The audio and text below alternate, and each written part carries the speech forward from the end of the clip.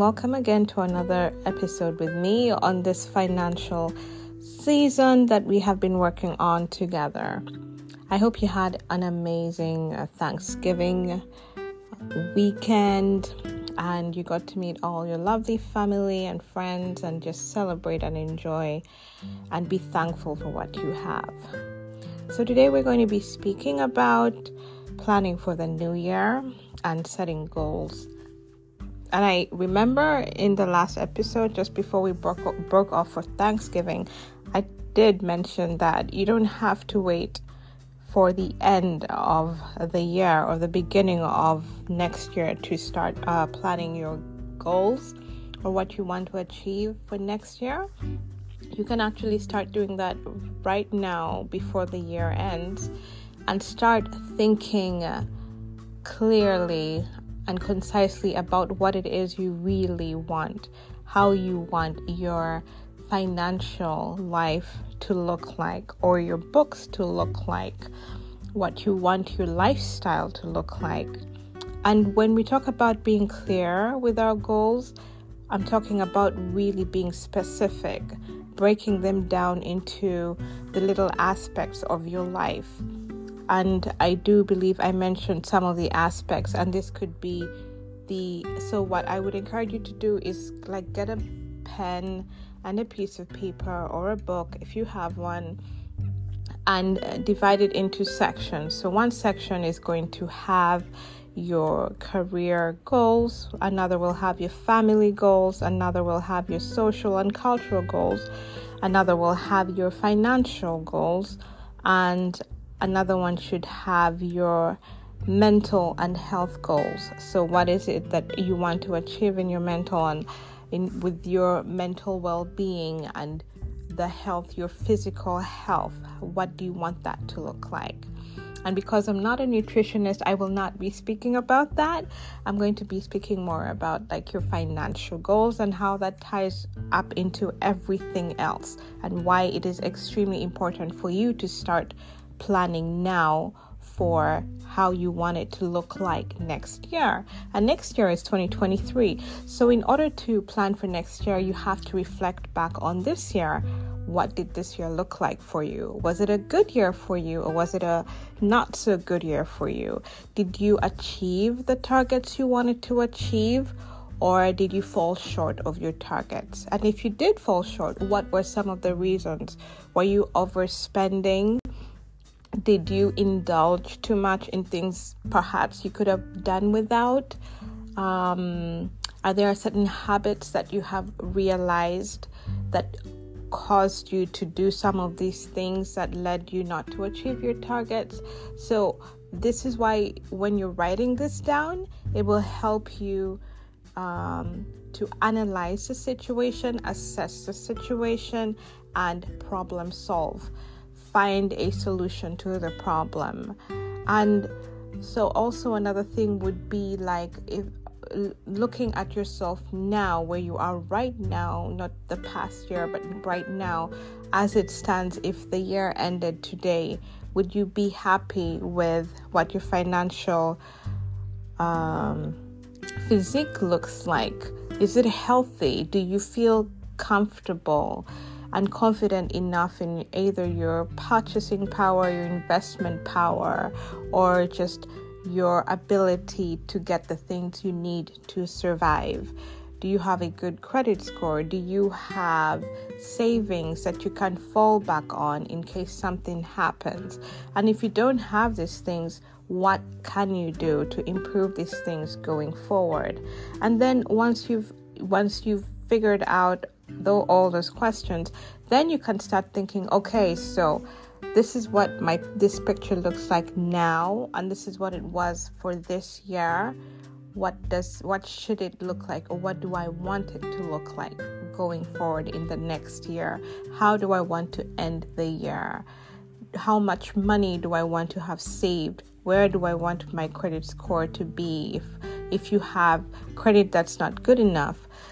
Do you want to invest in things, or do you want to start your own business? Do you want to improve your career, move on to the next thing that might be good for you, or get a promotion in your job? Do you want an increase in salary? Do you want supervisory responsibilities?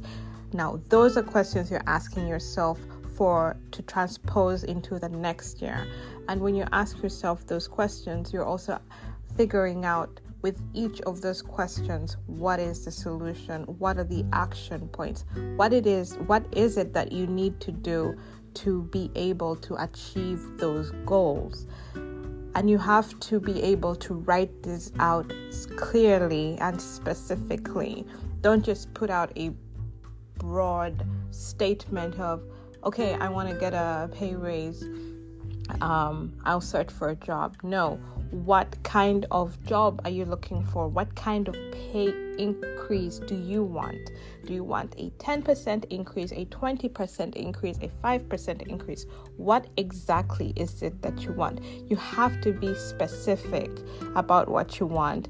And being specific is going to help you identify the specific actions you need to take.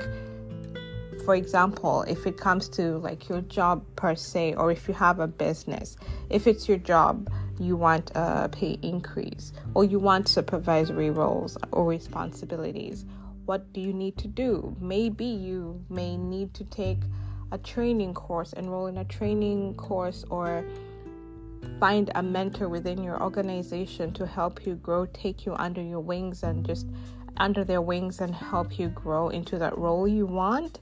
So that's something you can identify. If it is your business, do you want sales? Do you want an improvement in sales, or do you want to hire better people?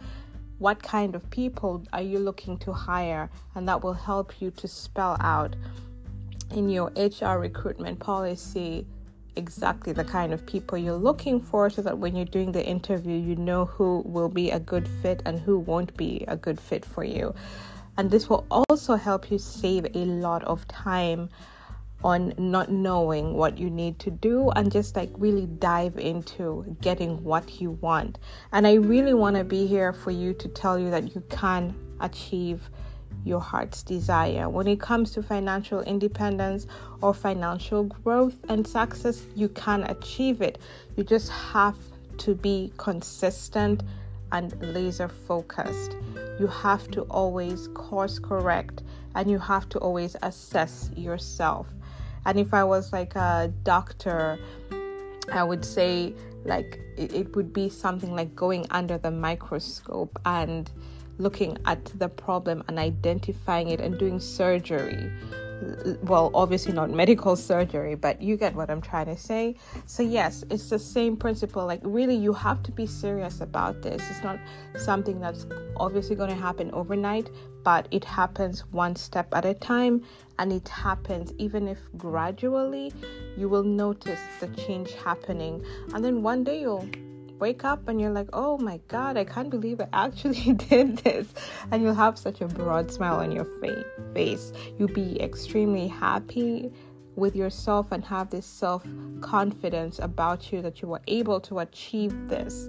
And this is what I want for you. I want you to be here in 12 months from now and just look back and be like, yes, I achieved my goals. Yes, I achieved my dreams. Yes, I love the way my bank account's looking right now. Oh yes, I love how my investments are looking right now.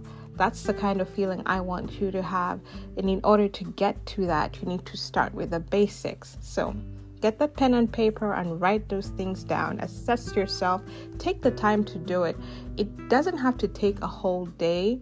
Although sometimes if you have a lot of things you want to accomplish and achieve, it does take about a week to really narrow down and be specific, because you're going to have to really think about what it is you want to do, and you won't have the answers immediately on that same day. You're going to really want to think about it and be like, oh, okay. Or you'll write down a problem, and during the course of the day or a few days, a solution will come to you. That's when you write down the solution. But never forget to act, all right? Always take the action, because nothing happens without you taking some sort of action. So, yep, that's it for today. I really hope you enjoyed this, and I hope I can be able to share some more before the holidays officially kick in for us.